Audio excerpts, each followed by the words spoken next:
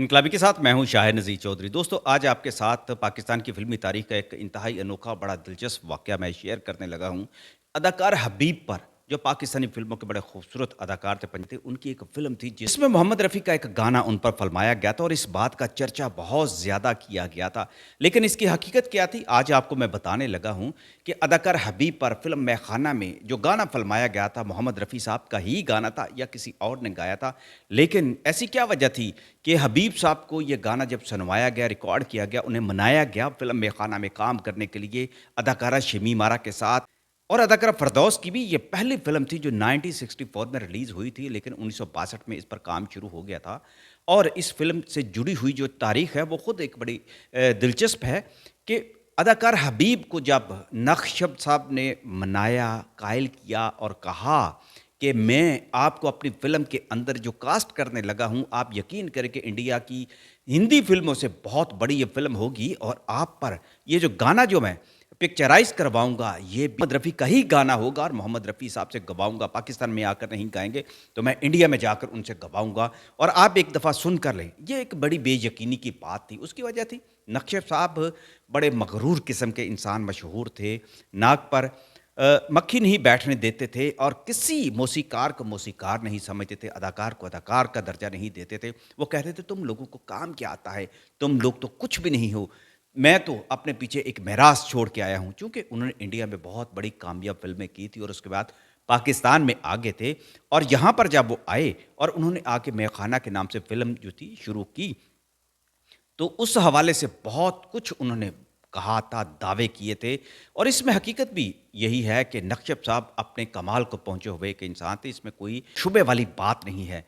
अब उन्होंने अपनी फ़िल्म मैखाना में सबसे पहले संतोष कुमार साहब को लेना चाहा, तो संतोष कुमार साहब को उनके बारे में मालूम था, लिहाज़ा उन्होंने माज़रत कर ली कि नक्शब साहब के साथ काम करना बहुत मुश्किल है। अब नक्शब साहब को कोई हीरो उस वक़्त नहीं मिल रहा था, तो उन्होंने फिर हबीब साहब से बात की। हबीब साहब ने कहा कि मैं कैसे आपके साथ काम कर सकता हूँ? आप तो बहुत बड़े इंसान हैं, महान आप राइटर हैं, नग़्मा निगार हैं, आप हदायतकार बहुत बड़े हैं, आपने तो इंडिया में काम किया है। ये उन्होंने एक तरह से तंज़िया, उन्हें जुमले भी कसे थे। लेकिन या कि मैं आप पर जब मोहम्मद रफ़ी की आवाज़ में गाना फ़िल्माऊँगा, पूरी दुनिया सुनेगी और ये कहा जाएगा कि इससे खूबसूरत गाना पाकिस्तान में आज तक किसी ने नहीं फ़िल्माया। दोस्तों, आज की वीडियो में वो उस गाने के कुछ चंक्स मैं आपको दिखा रहा हूँ, आपको भी यही गुमान होगा। अब हुआ ऐसे कि वो गाना जो था उसकी कंपोज़िशन के लिए जो एक चैलेंज तो बहुत ज़्यादा था, उन्होंने बहुत सारे जो मौसीकार थे उनको आज़माना शुरू कर दिया और गाना उन्होंने खुद लिखा था नक्शब साहब ने, जो आज की वीडियो में मैं आपको दिखा भी रहा हूँ। ये शमीम आरा और हबीब पर फ़िल्माया गया था। हबीब साहब ने इस पर जो परफ़ॉर्मेंस दी थी वो भी एक लाजवाब एक कहानी है।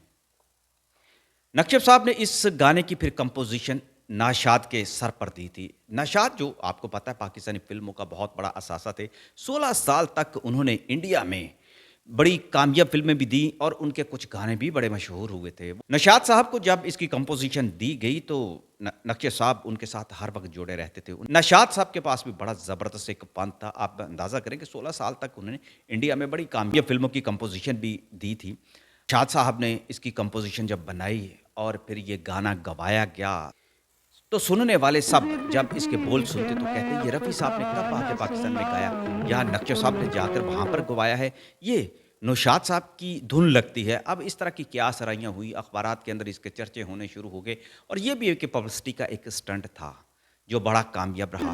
लेकिन आखिर में आपको मैं बताऊँ कि नौशाद साहब ने मोहम्मद रफ़ी को ही सामने रखते हुए, उन्हीं की आवाज़ को, उन्हीं की तर्ज को इस्तेमाल करते हुए सलीम रज़ा से ये गाना गवाया था और उनको इस तरीके से उन्होंने रिहर्सल कराई थी, इतनी मेहनत की थी कि सलीम रज़ा भी कहा करते थे कि जो नशाद साहब ने इस गाने पर मुझसे मेहनत करवाई, वो यकीनन एक तारीख़ का दर्जा रखता है। मेरे लिए मुशक्क़त की बात थी, लेकिन मेरे लिए बहुत बड़ी बात थी कि मेरा आहंग जो था, उसमें ऐसे-ऐसे उन्होंने जगहें कहलवाई थी और अंदाज़ ऐसा अपनवाया था धीमे सुरों में कि वो बिल्कुल ऐसा लगता था कि जैसे मोहम्मद रफ़ी ही गा रहे हों।